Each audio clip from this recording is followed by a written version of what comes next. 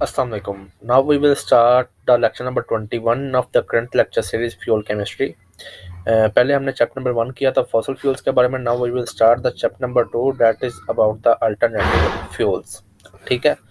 जैसा कि हमने देखा था कि जो फॉसल फ्यूल्स होते हैं they are in finite amount. इनकी हमारे पास जो अमाउंट है वो लिमिटेड है, अनलिमिटेड नहीं है.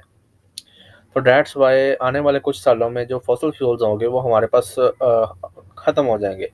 तो हमारे पास फिर फ्यूल के तौर पे अल्टरनेटिव फ्यूल्स को यूज़ करना पड़ेगा. तो इसलिए इस चैप्टर के अंदर हम कुछ अल्टरनेटिव फ्यूल्स को डिस्कस करेंगे कि कौन से ऐसे फ्यूल्स हैं जिनको हम फॉसल फ्यूल्स को रिप्लेसमेंट के तौर पे यूज़ कर सकते हैं. तो सबसे पहले जैसा कि हमें पता है, अगर जनरली हम देखें ट्रेंड के, जब प्रोडक्शन लो होती है और डिमांड हाई होती है तो फ्यूल की जो प्राइसेस होती हैं वो इंक्रीज़ हो जाती है. ठीक है, क्योंकि प्रोडक्शन कम है जबकि डिमांड बहुत ज़्यादा है. तो जिसकी वजह से हमें जो सा है दुनिया को जो सा है अब अल्टरनेटिव फ्यूल्स की तरफ भी जाना पड़ेगा, क्योंकि फॉसल फ्यूल जोन से हैं वो लिमिटेड अमाउंट में है और आने वाले कुछ सालों में वो टोटली हमारे पास जोन से हैं वो ख़त्म हो जाएंगे. तो इन 2009 नासा ने डाटा कंपाइल किया था कि हम कहाँ पे स्टैंड कर रहे हैं. तो 2030 के अंदर जो जितने भी नासा ने जो डाटा कंपाइल किया था उसके अकॉर्डिंग के 2030 के अंदर जितने भी डेवलपिंग यानी कि तरक्की पजीर ममालिक हैं, डेवलप्ड कंट्रीज हैं, वो अपने एटमॉस्फेयर को डिस्ट्रॉय कर लेंगे due to ozone layer depletion and move toward the third world country. यानी कि 2030 तक जो तरक्की पजीर ममालिक हैं वो अपने एटमॉस्फेयर को ख़राब कर लेंगे और उन्हें थर्ड वर्ल्ड कंट्री में मूव करना पड़ेगा. ठीक है. तो if we do not conserve our atmosphere, अगर हम अपने एटमॉस्फेयर को कंजर्व नहीं करेंगे तो about 20 to 30 years planet should be change. तो हमें अगले 20 से 30 साल तक अपना जो प्लानट है वो चेंज करना पड़ेगा, क्योंकि हमारा जो अर्थ होगा इसका एटमॉस्फेयर टोटली डिस्ट्रॉय हो जाएगा. सो इस तरह से फूड चेन भी डिस्टर्ब होगी और इन्वायरमेंट भी हमारा जो सा होगा वो सारा डिस्ट्रॉय होगा. So we should also leave the earth planet. तो हमें जो हमारा जो सा प्लानट ज़मीन अर्थ है तो हमें इसको लीव करना पड़ेगा और दूसरे प्लानट की तरफ मूव करना पड़ेगा.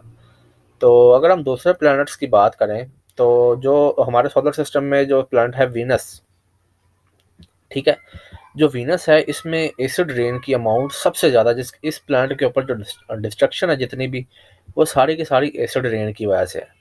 अगर इसका मैं आपको कंपैरिजन बताऊं तो जिस तरह से अगर हम अर्थ में देखें तो हमारा जो वाटर वेपर्स जोन से होता है उसमें वाटर होता है, लेकिन जो वीनस है उसमें जितना भी वर्किंग फ्लूइड होता है उसके जो वेपोरेशन, कंडेंसेशन और प्रेसिपिटेशन होती है उसमें सारा के सारा एसिड पाया जाता है, सल्फ्यूरिक एसिड का सोल्यूशन पाया जाता है.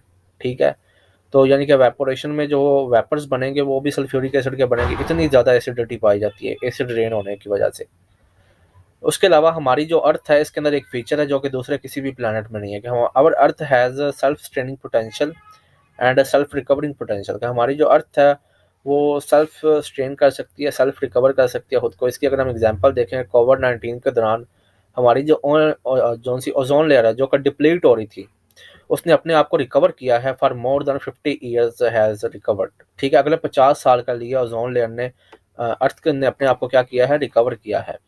बेसिकली ऐसा क्या हुआ था कोविड-19 के दौरान कि जैसा कि हमें पता है कि यानी कि लॉकडाउन वगैरह हो गया था ओवरऑल द वर्ल्ड, जिसकी वजह से जो ऑटोमोबाइल्स थी वो टोटली जोन सी थी वो बंद हो गई थी, जिसकी वजह से हमारी जोन सी ओजोन की लेयर थी वो रिकवर हो गई थी. ये हमारी अर्थ के अंदर स्पेसिफिकली पोटेंशियल है कि वो अपने आप को हील कर सकती है, सेल्फ स्टेन पोटेंशियल है उसके अंदर. अच्छा, उसके बाद जैसा कि हमने देखा कि हमारे पास जो फॉसल फ्यूल्स हैं वो जोन से हैं लिमिटेड अमाउंट में. तो अप टू 2030 तक जो दो बड़ी ऑटोमोबाइल्स की कंपनी है फरारी और टेस्ला, उन्होंने डिक्लेयर किया है कि वो अपनी कार्स को कन्वर्ट कर देंगे इलेक्ट्रिकल कार्स के अंदर. तो इस हिसाब से अगर हम सबसे ज़्यादा आइडियल कंट्री देखें तो वो न्यूजीलैंड है. इसके अंदर जो ऑटोमोबाइल्स यूज़ होती हैं दे आर इलेक्ट्रिकल व्हीकल्स. ठीक है.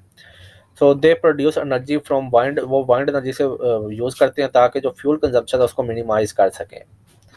अब जो अल्टरनेटिव फ्यूल जिनको हम डिस्कस करेंगे उस केस में हम किसी भी फॉसल फ्यूल को यूज़ नहीं करेंगे. तो हमारा जो अल्टरनेटिव फ्यूल का बेसिकली जो मेन एम है वो यही है कि हम जो फॉसल फ्यूल पर डिपेंडेंस है उसको ख़त्म करें. तो अगर हम प्रोडक्शन ऑफ इलेक्ट्रिसिटी करेंगे तो वो भी हम करेंगे विदाउट द फॉसल फ्यूल्स. ठीक है. तो ये तो हमारा आज का लेक्चर. नेक्स्ट लेक्चर से हम रेगुलर जोन से होंगे वो हम अल्टरनेटिव फ्यूल्स को डिस्कस करेंगे कि कौन कौन से ऐसे फ्यूल्स हैं जिनको हम फॉसल फ्यूल के रिप्लेसमेंट पे या अल्टरनेटिव के तौर पे यूज़ कर सकते हैं. Okay, thank you. अल्लाह हाफिज़.